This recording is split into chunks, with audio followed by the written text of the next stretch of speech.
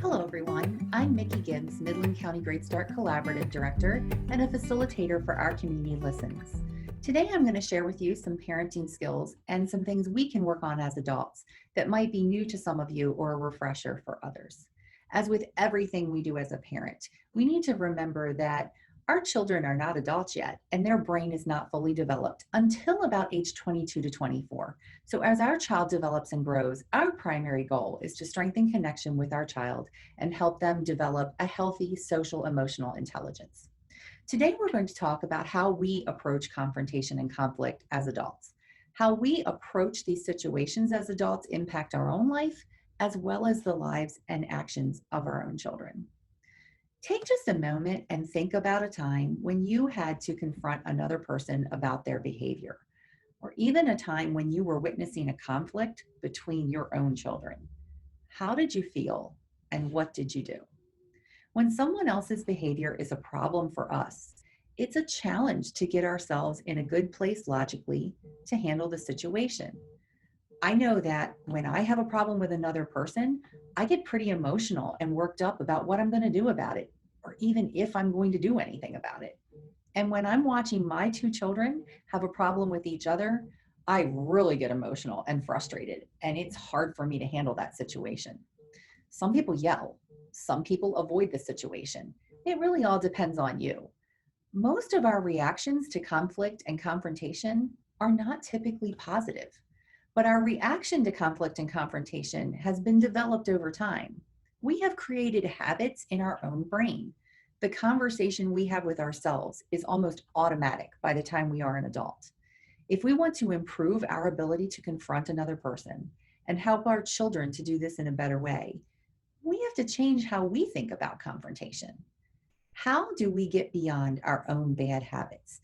Think of your brain as a muscle. It has muscle memory. How do we make this a more positive learning experience for ourselves and our children? Before we even think about how to approach the conversation with the person that we're having a problem with, we have to have a conversation with ourselves. So let's break this down. Step one. Step one is to pause, to stop. It sounds kind of easy, right? But not really. Because again, your brain has muscle memory. It wants to do what it has always done. It wants to think what it has always thought. And being logical with yourself when you're emotional is pretty challenging, but it can be done. We can react logically even in stressful situations. We do it all the time when we're driving a car. Think about it for a minute. You're driving a car, you're going down the road, and all of a sudden, let's say a deer runs out in front of your car. That's pretty stressful. It's pretty emotional, but you think logically and you hit the brakes, hopefully. So when you're having problems with someone's behavior or your children are battling with each other, the first step is to pause and stop. Step two is to start to practice the new conversation you're going to have in your own head. Telling yourself that this is a learning experience and an opportunity to connect more deeply with another person, to understand that other person, is the talk you can have with yourself. It may sound a little cliche, but confrontation really is just a problem to approach together with another person and work out a solution. And then step three is to be sure that you are thinking logically as you approach the confrontation. At our community listens, we have many other snippets and webinars on how to create a confrontation message, and it can help you develop a healthy message for that confrontation. But the key for today is just changing the muscle memory in your brain so that you're able to think through developing that message. So let's look at a few examples. Let's say I'm at work and a coworker in my office is regularly using speakerphone, and it's preventing me from concentrating on my own work. I might need to confront them about this.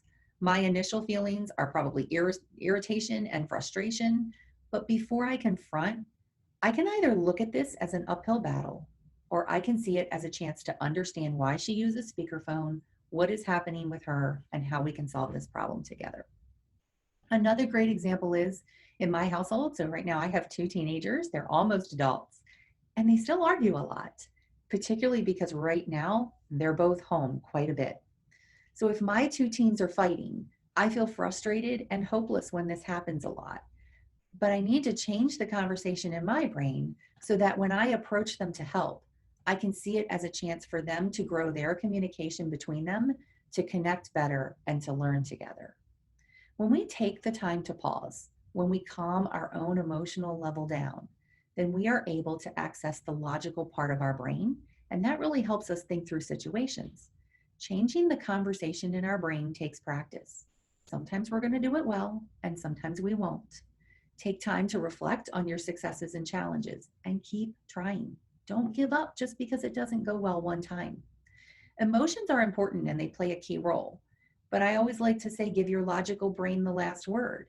When we as a parent do this and we model and coach our children to see conflict as a learning opportunity and not a battle or an opportunity to avoid another person, we can help them develop brain habits that they will use in life in a healthy way.